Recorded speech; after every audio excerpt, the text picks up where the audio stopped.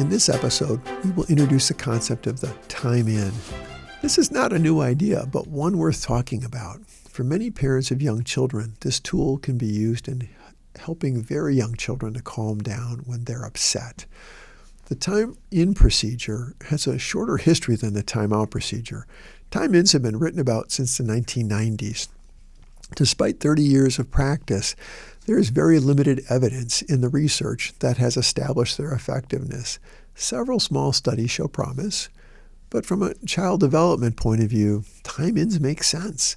It would be important to note that advocates of timeouts and advocates of time-ins each regard their respective approach as a positive parenting discipline technique.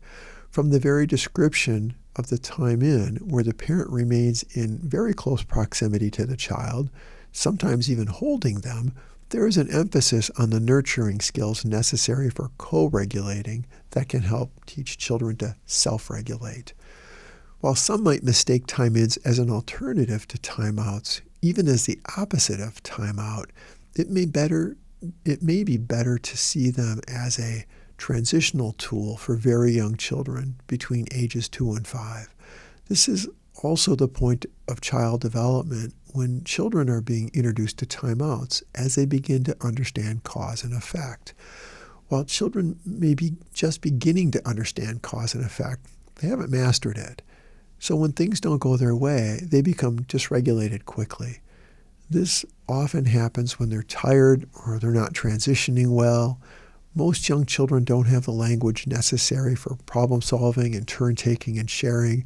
Tempers flare and tears flow often during this stage of child development.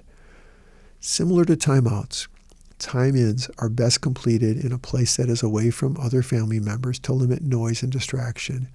They can also be completed in public places like a park by walking or carrying the young child a short distance away from the activity, like a bench near the playground or sitting beneath a tree. Some parents prefer to hold the child in their lap or at their side. Others are comfortable with their child being a few feet away.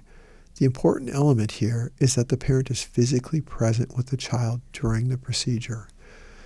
In the series of timeouts, we talked about the importance of children learning to self-regulate. This means that children can calm themselves down when upset or angry. Most young children and many school-age children are still learning to do this. They haven't mastered it. All children do best when parents co-regulate with them when they're young. We will go into much greater detail about this in a future podcast. Co-regulation is a way that parents can teach children to self-regulate by first regulating with them. Parents can model and guide their children, much like we do when we're teaching children to walk and to talk. We are physically present and actively involved with them in that moment. Time-ins help children calm down. They do this through the parent being actively present. Time-ins are not designed to change behavior so much as we would want, although it is hoped that once children have mastered calming themselves down, they're more able to change their behaviors. There are several steps for a time-in. First step is to get down at the child's level. The second step is to find a way to talk with the child privately in a place away from lots of noise or distractions. The third step is to validate the child's feelings. For example, I know you're upset or mad because your friend took your truck that you were playing with. The fourth step is to hold your child if needed or if they ask to be held. The purpose of this action is to help them calm down and also keep them from harming others or throwing things. And the fifth step is to engage your child in conversation about their feelings and behaviors that led to the time-in. Help them identify what they could do differently the next time they feel this way. There are times when timeouts just don't work. One big situation that you might want to reconsider the time-in procedure is when your child is harming you while you're trying to calm them down.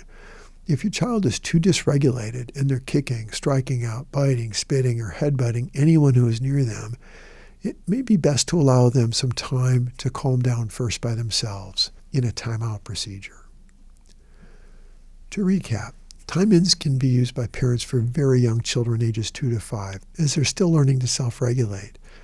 Like timeouts, time-ins require the parent to be calm. Time-ins are designed to help the child calm down in the presence of a caring adult. This is called co-regulation. And like timeouts, time-ins are best done in a quiet place. It is best to give this some thought ahead of time. If you are a parent of a young child, what is it about time-ins that appeals to you? Can you identify times when your toddler would benefit from a little separation from the situation, but with you present also? Where would you sit with your child at home? Where would you sit with them at a park or the grocery store? And what would you do if you had two children needing this intervention, or a young child that needed supervision while you were with the other child? These are all important considerations when deciding to add the time-in to your parenting toolbox. Thank you for tuning in and considering this parenting topic. I hope this information added to your growing toolbox for parenting your child or children. Please consider exploring other topics in this series. Remember, no one parenting tool can do everything. We need many tools to become the best parents for our children. Your children's future depends on you and the time and effort you invest in them today.